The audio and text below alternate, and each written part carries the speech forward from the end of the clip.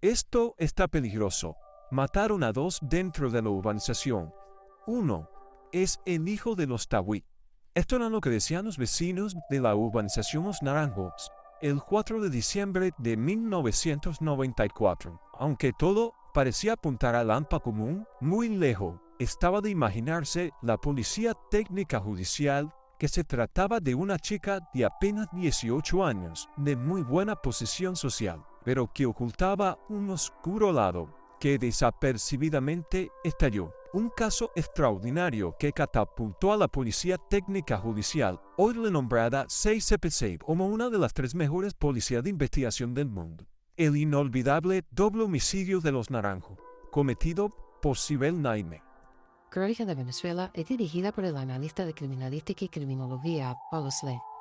Sauki Naime, quien era un afamado y reconocido ginecólogo en Caracas, era el padre de Sibel Naime, los cuales vivían muy bien en una holgada casa, situada en una de las urbanizaciones de más alto prestigio en Caracas. El señor Naime, aparte de ser ginecólogo, también tenía una hacienda con ganados. Estaba casado y tenía 3 hijos, una hembra y 2 varones. Su esposa y él eran libaneses, de religión drusa, pero aparte era un hombre que disciplinaba a su familia con el terror de la violencia, la cual aplicaba más a su hija.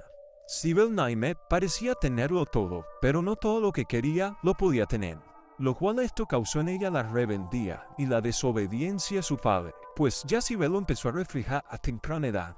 Ya fumaba cigarrillos y ya se fugaba del colegio, convirtiéndose en una mala estudiante, lo cual esto ocasionaba la furia de su padre a infringirle disciplina con violencia, ocasionándoles daño psicológico que muy pronto estallaría. Un día Sibel le da por tener la compañía de un gato y le pide a su padre que le comprase uno, pero este le da un rotundo no, pues en mayoría de casos psicológicos hay personas que han vivido trauma y buscan la tenencia de una mascota como modo de terapia, y otros para expresar el cariño y el amor que nunca han recibido o que nunca han dejado expresar por alguien. Pero ella sabía que como ya tenía 18 años, lo único que le interesaba a su padre era que culminase el bachillerato para trasladarla al Líbano y efectuar un matrimonio que ya estaba arreglado con un joven de una familia libanesa, pues su padre pensaba que haciendo así, esta encaminaría su vida, pero lo que no sabía su padre, que la anarquía y la desobediencia en su hija provocada por él mismo, la habían hecho vivir sus primeras experiencias sexuales, pues ya ésta había tenido relaciones amorosas, que su madre, por temor a Sauki Naime, ocultaba, pues estos sabían que era una deshonra dentro de la religión drusa, lo cual provocaría la furia en el hombre, pero a Sibel no le importaba.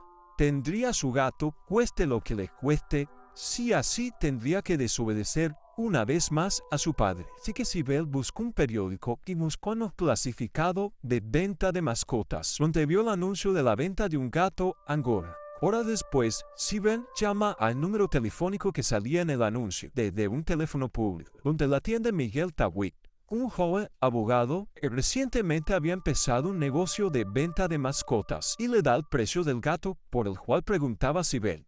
20,000 bolívares. Era una alta suma que Sibel no tenía en sus manos. Pero ella tendría este gato cueste lo que le cueste. Así que se le ocurrió la idea de arriesgarse y tomar 3 cheques de la chequera de su padre para practicar y falsificar su firma. Y una vez elaborado el cheque, se comunicó nuevamente con Miguel Tawit a efectuar la compra del gato, y este le dice que se llegue hacia la urbanización Los Naranjos donde hace la entrega. Sibel le entrega el cheque a Tawit y ella se lleva a su gata. Pero como su padre era un hombre organizado y muy meticuloso, a los días se da cuenta que le faltan 3 cheques a su chequera. Empieza a infringir el terror en su familia, especialmente en Sibel Naime, y prometiendo que castigaría violentamente a quien lo hizo, creando esto la angustia y el pánico en Sibel Naime. Así que esta vuelve a llamar a Miguel Tawit y le exige que le entregue el cheque. Pero este le dice que no se podía porque ya había sido depositado en el banco. Pero Sibel, cegada por el pánico y el terror a su padre, siguió exigiendo que se lo devolviera. Tawit le había dicho que ya había cobrado y gastado el dinero. Pero Sibel, para recuperar el cheque, ingenió otro plan utilizando la artimaña y el engaño. Más tarde volvió a llamar a Tabui haciéndose pasar por una mujer que estaba interesada en comprar un perro. Así que Tabui le dice que venga a su casa en la urbanización Los Naranjos para concretar el negocio. Sibel se prepara para el encuentro, pero esta vez se lleva consigo un arma de fuego perteneciente a su padre y toma un taxi que la deja en la urbanización Los Naranjos, el cual ella le dice que la esperase. Chiquita entró en la urbanización burlando la vigilancia de la garita, haciéndose pasar que vivía en el conjunto residencial. Se dirige hacia la casa de Miguel Tawit, pues ya sabía dónde era, y la recibe la madre de este. Pero en ese momento no se encontraba el joven, así que la madre la invita a pasar, pero esta decidió esperarlo afuera, mientras su madre se comunicaba con él. Miguel Tawit se encontraba con Juan Carlos González, de 19 años, quien era su socio. Y cuando llegan, Sibel le dice que su tía quería comprar el perro que le estaba vendiendo. Y se encontraba esperando donde está la garita de vigilancia de la urbanización. Así que junto con su amigo Juan Carlos González y Sibel se van hacia la garita en una camioneta Toyota Samurai. Cuando llegan al sitio, le dicen a los vigilantes que dejen pasar el carro que venía por parte de Sibel Naime y se regresan. Y es ahí donde Sibel saca a relucir un arma de fuego y le exige a Miguel Tawit que le regrese el cheque. Te le dice que ya no se podía porque ya lo había cobrado. Y en ese momento empiezan a forcejear por el arma, donde Sibel dispara y hiere de muerte a Tawit. Juan Carlos, que quedó sorprendido por el hecho, le ruega a Sibel que no le hiciese daño. Esta le dice que la disculpara, que ella no era mala, pero él había visto todo, y le dispara. Luego de cometer los homicidios, Sibel se fue como si nada por la calle, pasando al frente de la garita de los vigilantes, y estos viéndola. Esta abordó el taxi y se fue del lugar. Los cuerpos fueron hallados por una policía que luego llamaron a la Policía Técnica Judicial, llegando a la División de Homicidios a cargo del comisario Díaz Parutas, quien se encargaría del caso. Al principio pensaron que era lampa común, que el móvil fue un robo, pero el caso ya se está poniendo un poco extraño. Los vigilantes solo habían visto una muchacha salir de la urbanización. La madre de Tawit también dijo a la Policía Técnica Judicial de que ellos se habían ido con una muchacha en la camioneta de su hijo. Pero para el comisario Paruta, esto no pintaba muy bien. Ya estaba imaginándose un caso cangrejo. Pero de igual forma, continuaron con las investigaciones. Mientras tanto, el padre de Sibel ya había localizado un número telefónico del cheque que le habían cobrado por 20,000 bolívares. Pero como ya se estaba acercando las festividades decembrinas, se fue con su familia a Estados Unidos a pasar la Navidad. Así que lo dejaría para enero cuando regresase. Ya estando de regreso, en enero, llama al número telefónico y le responde el padre de Miguel Tawit, quien le dice que su hijo fue asesinado en diciembre. El doctor Naime le dice que su hijo había cobrado un cheque de su propiedad, que solo quería saber cómo llegó a sus manos. Más tarde, el padre de Miguel Tawit se comunica con uno de los funcionarios de la Policía Técnica Judicial que llevaba el caso. Le cuenta sobre el misterioso cheque. Mientras tanto, el padre de Sibel la confrontaba por el cheque. De esta confiesa que fue ella y esta la golpea hasta desmayarla. Mientras tanto, los funcionarios se habían trasladado a la agencia bancaria donde había sido cobrado el cheque, donde lograron tenerlo.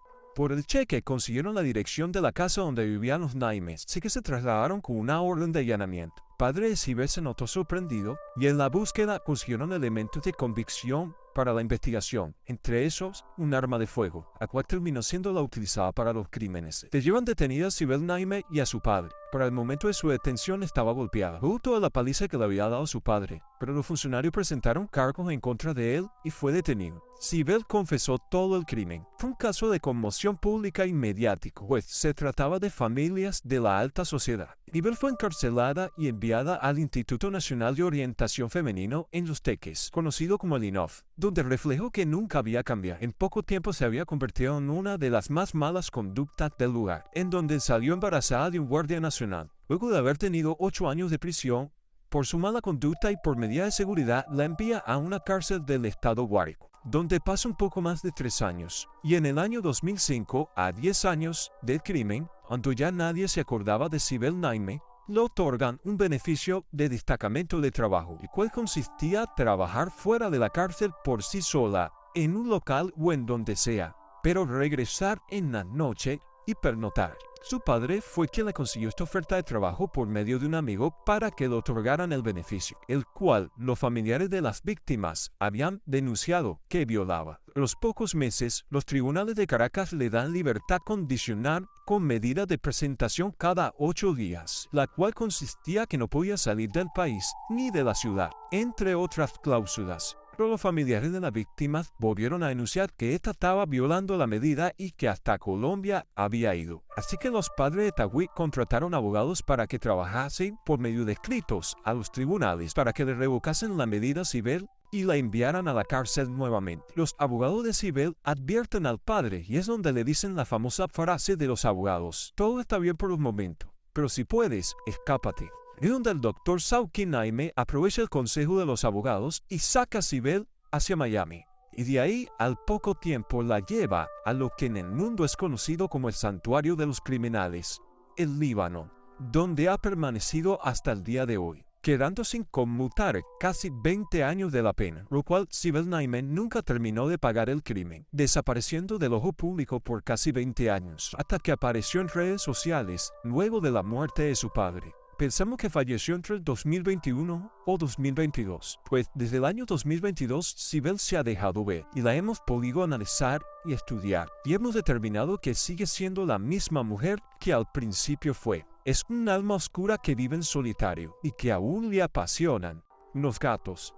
Es una mujer que al parecer nunca ha cambiado y que ahora utiliza las redes para atraer personas con su oscuro pasado. Es típico de una persona narcisista. Esta sale en un video pidiéndole perdón a los familiares de las víctimas, pero sus hechos la retractan. Pensamos que tal vez lo hizo para que ya no la señalaran tanto, pues ella quiere interactuar con las personas y beneficiarse de ellas utilizando su horrendo crimen, que nunca terminó de pagar en Venezuela. Es por esta razón que no sale del Líbano, pues su madre y sus hermanos y su hijo viven en Miami. Aunque ya han pasado más de 30 años del crimen, el homicidio no prescribe, a menos que el acusado fallezca. Y hasta el sol de hoy desconocemos si tendrá algún tipo de solicitud por Interpol. Pero en el Líbano no existen las extradiciones. Al final de todo, Sibel hizo las paces con su padre, pues al final Sauki Naime comprendió que la violencia que utilizaba para disciplinar a su hija la convirtió en una asesina.